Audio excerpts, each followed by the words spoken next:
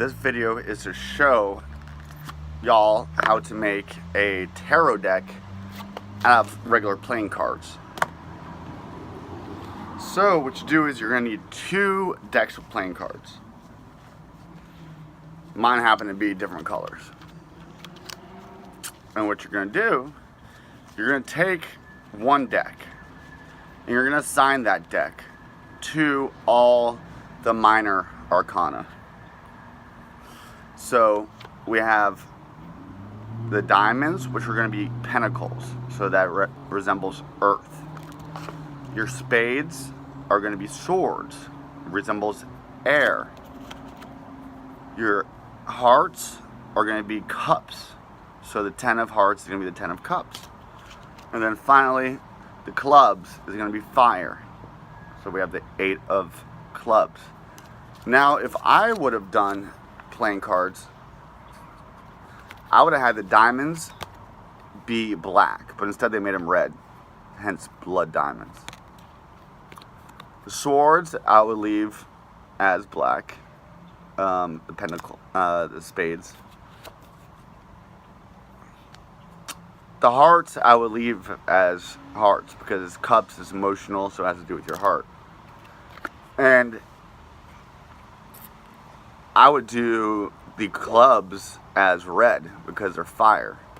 So what we need to do is we should switch around. The clubs should be red and the diamonds should be black.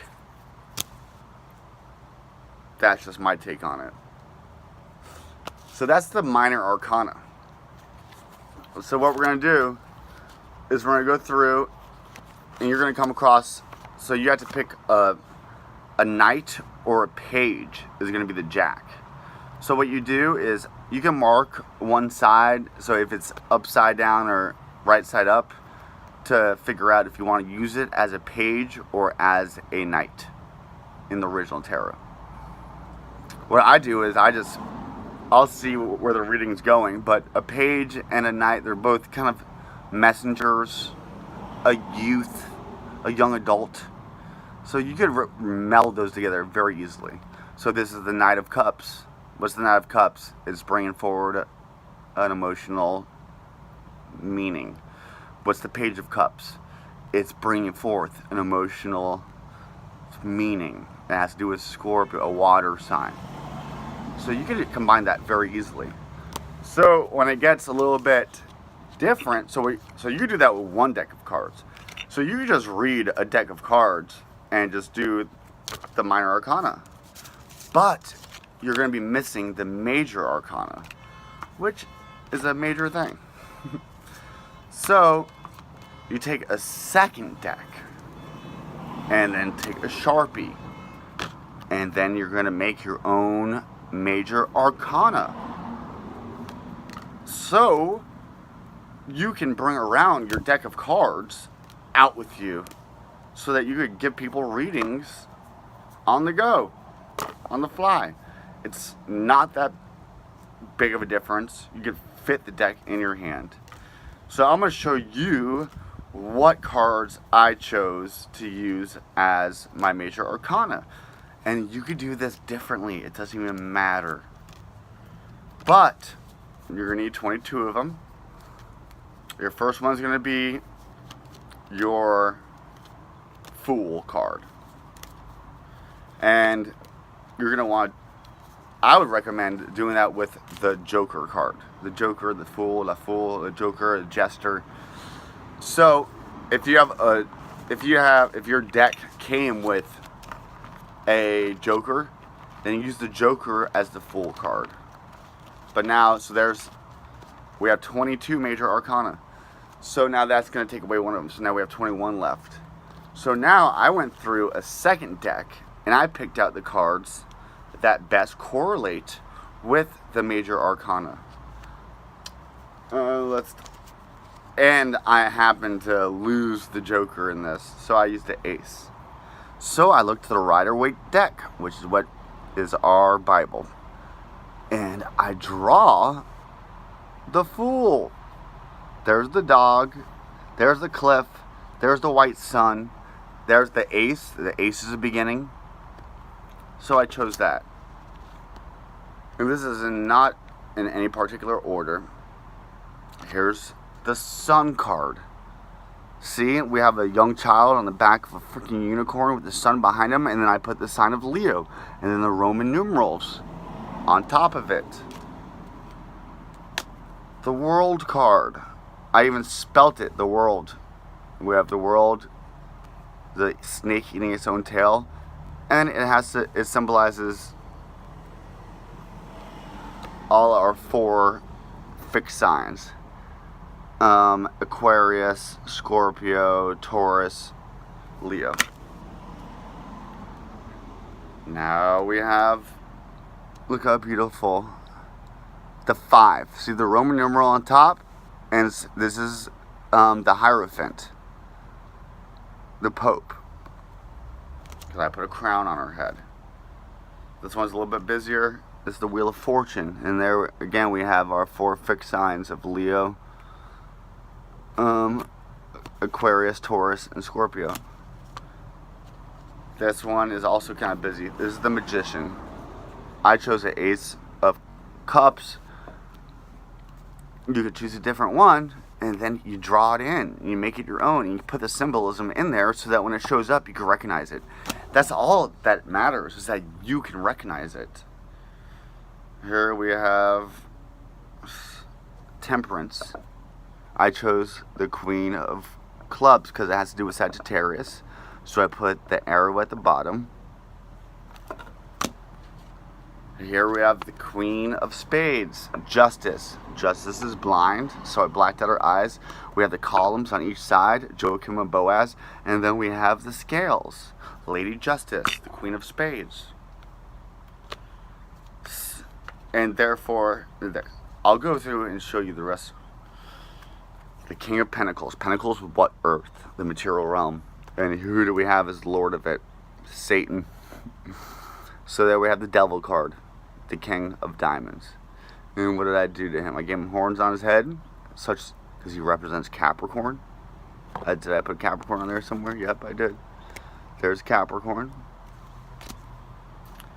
The Queen of Hearts. What I decided to make her. The number 2 card. See, there's my Roman numeral, so I know. And what do we have?